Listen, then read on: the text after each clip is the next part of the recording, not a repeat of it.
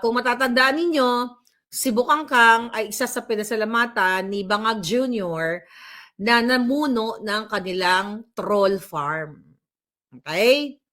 Din si Bukangkang din ang nagpakalat ng video, ng audio ni Liza Tanas na nakarating sa akin kung saan na chinichismak ni Liza Tanas si Attorney Trixie Angeles nung siya ay tinanggal sa Presidential Communication Office. Remember that, mga darling?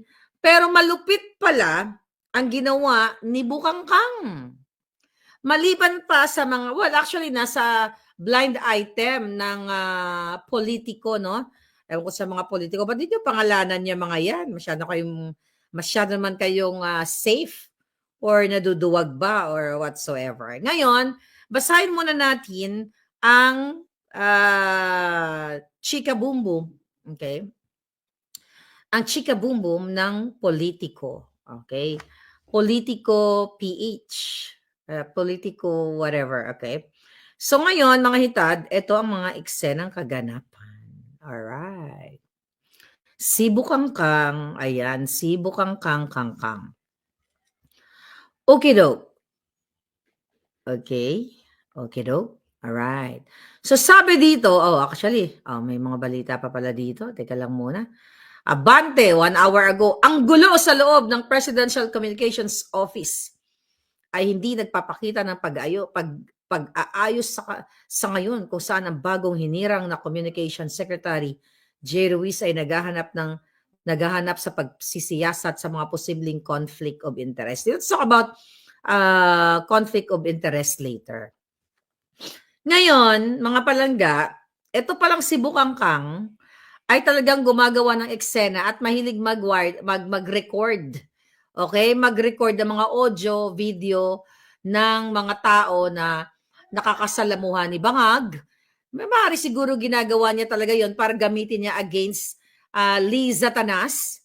Hi, MVG. How are you? You know who you are? We are watching. Thank you, my darling. All right. From Bicol region. All right. Tignan natin to. Okay. Masaya ba kayo dahil sinibak na si Bukangkang? Okay. Ngayon, eto mga hitad, ang mga eksenang kaganapan. Kailang, anong oras to? March 2. Ano na ba kita ngayon? March 2 pa lang dito, ha?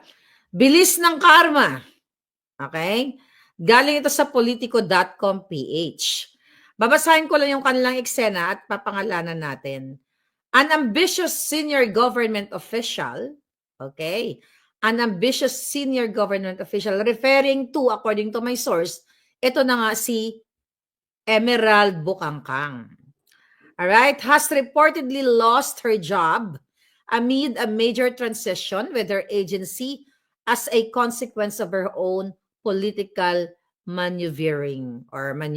Okay? So mga palangga, ang ginagawa pala ni Bukangkang, talaga namang nagre-record siya ng, let's say, conversation.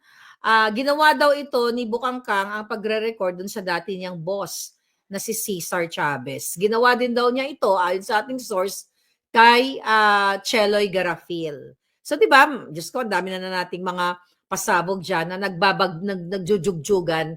Kasi nga, ever since, ay gusto ni Bukangkang na maging head ng PCO.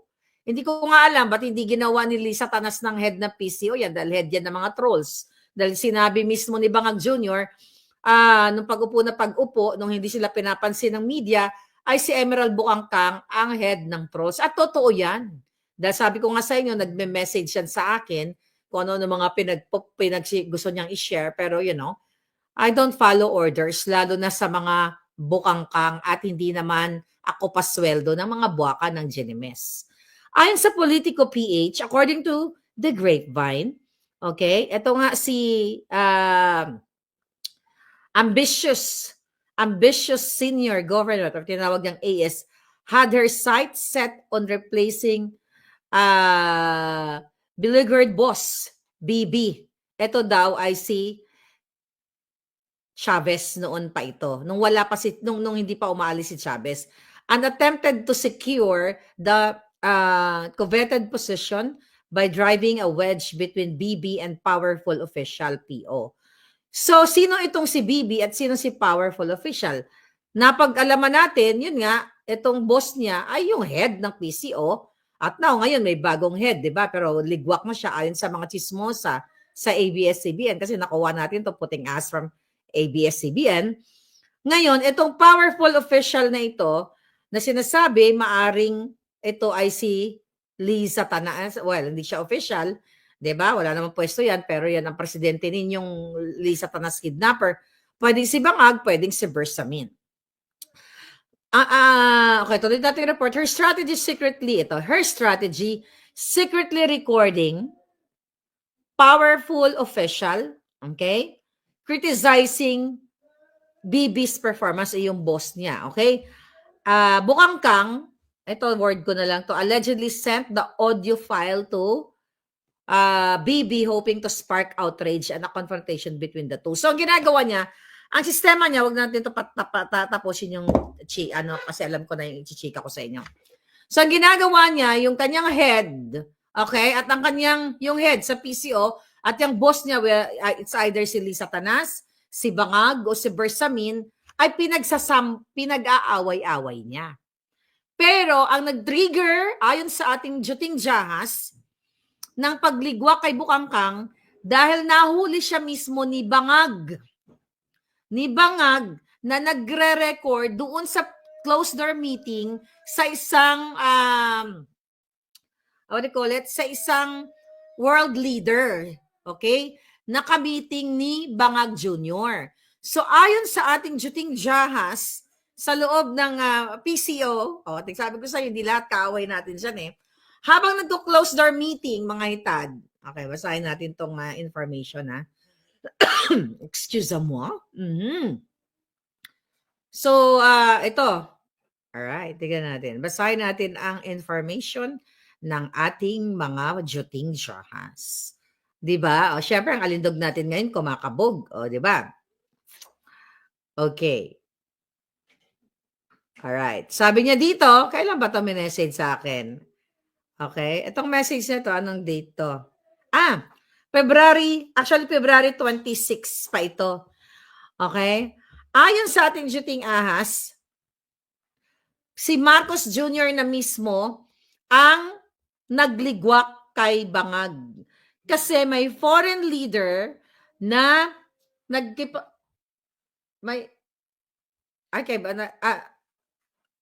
ang tawag dito? So ano sinabi ko? Si Bangag na mismo ang nagligwak kay Bukangkang. Alright? So si Bangag na mismo ang nagligwak kay Bukangkang dahil pinag-resign na siya nung time na yon dahil nahuli siya ni Bangag na nire-record niya yung closed door meeting o closed door session with Bangag Jr. Binibidyo niya ng patago yung isa sa mga dignitaries o world leader, hindi lang pinangalanan kung sino itong world leader na ito, kung saan ito galing. So ngayon mga palangga, you know what, hindi naman ako masaya na niligwak si Bukangkang. 'Di ba? Kasi dapat ang maligwak talaga na tuluyan si Bangag. Dahil magkakasabwat yan sila eh. So imagine niyo, 'di ba? Itong si Bukangkang na nakita niyo yung video na pina-viral natin na sumasayaw-sayaw siya doon sa yate. 'Di ba? Yun yung pumunta sila dito sa New York. First time na pumunta ni Bangag sa New York. Tapos talagang yung kanyang mga alipores binibigyan ng pera gamit ang kaba ng bayan, nagyayate, kung sino-sino pa mga nagpupukpukita, nagpapatsuktsak, kung sino-sino mga ganyan.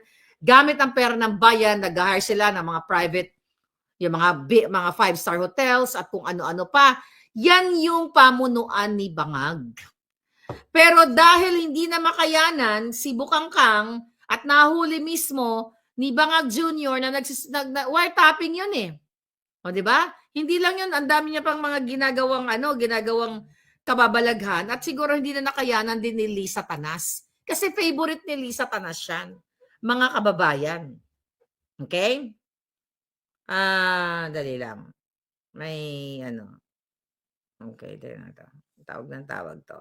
Okay, baka importante. Te-text ko lang. Ngayon, mga palangga, ano ngayon ang eksena? Meron pa actually eksena dahil merong inilabas,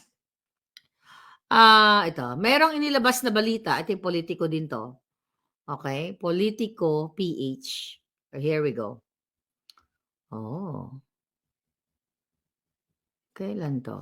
Okay, Politico PH. Okey-doke.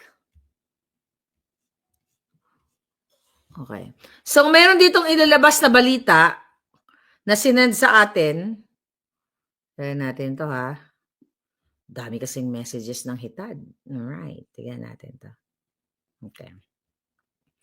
Here we go again.